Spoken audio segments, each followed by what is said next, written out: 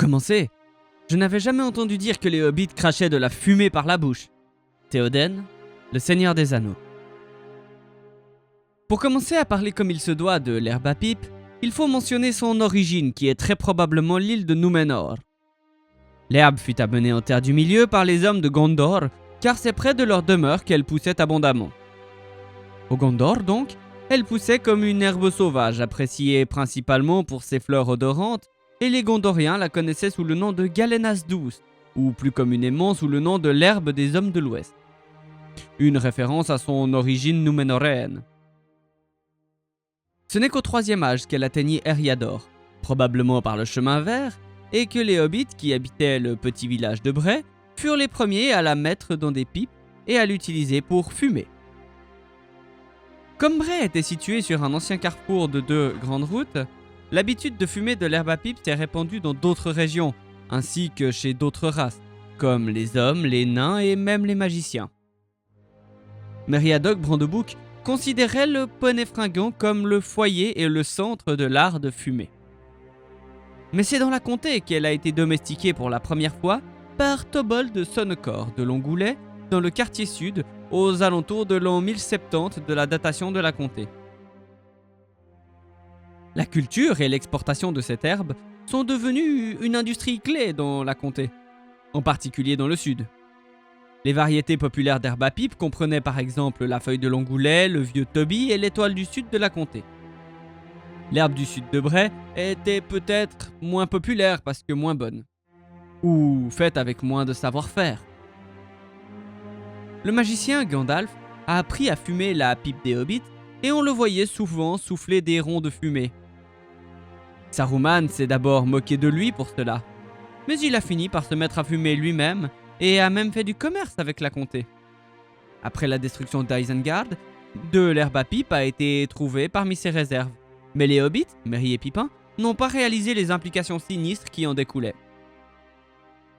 Après la guerre de l'anneau, Meriadoc Brandebouc a écrit un herbier de la comté qui traite des origines et de l'histoire de l'art des hobbits de fumer de l'herbe à pipe. Pour continuer et finir cet épisode, quoi de mieux que de vous lire la partie dédiée à cet herbier présent dans la préface du Seigneur des Anneaux. La voici donc. Il est une autre chose à mentionner au sujet des hobbits du temps jadis, une habitude étonnante. Ils aspiraient ou inhalaient au moyen de pipes en terre ou en bois la fumée des feuilles en combustion d'une herbe qu'ils appelaient herbe ou feuille à pipe, sans doute une variété de Nicotiana. Une bonne dose de mystère entoure les origines de cette coutume particulière, de cet art comme les hobbits préféraient l'appeler. Tout ce qui a pu être découvert à ce sujet dans l'Antiquité a été réuni par Meriadoc Brandebouc, par la suite maître du pays de Bouc, et, puisque lui-même et le tabac du quartier sud jouent un rôle dans l'histoire qui suit, il sera bon de citer l'introduction à son herbier de la comté. Cet art, dit-il, est bien celui que nous pouvons revendiquer comme étant notre invention. On ne sait quand les hobbits ont commencé à fumer.